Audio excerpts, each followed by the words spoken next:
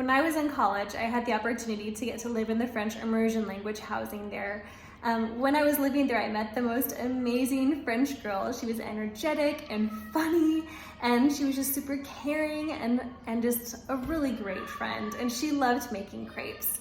I'd made crepes before, but it wasn't until her that I really started to love making crepes. This recipe is my little change on what she's done. It's mostly her recipe though, and definitely her technique. Check it out. Okay, first off with our pans, I like to use stainless steel pans. I've done a bunch of research on Teflon, and the heating point to be able to have Teflon toxic fumes is a lot lower than a lot of people realize. Pans get to that heat really, really quickly. So we've converted to steel, but there's a really big learning curve with it. You can't get the heat as high as you might with like a Teflon pan. So you've got to get it to I think a level 4 out of 10 for heat. And they've got to heat pretty evenly to be able to get going. So I'm starting that out. Onto our recipe. We don't use milk as much on our recipe, but my original recipe is 2 cups of milk and 1 cup of 1 cup of water. I'm just going to do 3 cups of water because I don't think there's a huge taste difference or texture difference in doing so. But because we are doubling this recipe for my large family, there are 8 eggs. Again, you can just cut this in half and it'll be a little bit more reasonable size for maybe more families. Sugar is also really important. If I do about 3 handfuls, we get somewhere near 5 to 6 tablespoons of sugar, and that works out pretty well. Salt is essential. We get 1 pinch, 2 pinch, 3 pinch, and about 4 pinches of salt. Next, we need to make sure that we get some butter in here. I don't think you can compromise on the butter.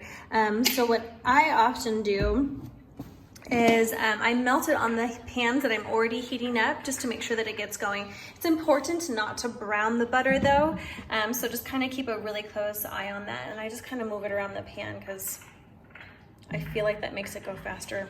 Maybe it does, maybe it doesn't. All right, and then we'll add that to our bowl. And then lastly, we're going to add in our flour. Okay, 2 cups of flour, and then you got to give it a really good whisking. If you have a mixer, that's a really great time to use it because it does take a little bit of mixing to get this nice and smooth. We'll just give this a good hand mixing because I just always forget to use the mixer. All right, the way that we do crepes to make sure that they get really nicely coated into the pan is I take a good little scoop like this, and then I'm just shifting around my pan to get it evenly coated on the bottom.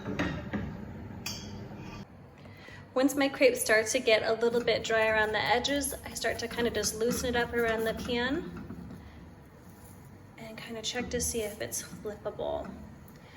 If it's dry enough and cooked enough, you can get underneath it and just give it a good flip. And you're kind of looking for some little brown spots, just to making sure it's kind of cooked up, but brown spots aren't essential, as long as it's kind of cooked through. Okay, once I see that there's a little bit of color on the other side, it doesn't take as long because the other side is so well cooked through, then you just kind of flop it down on your plate and start over again. Keep on flipping.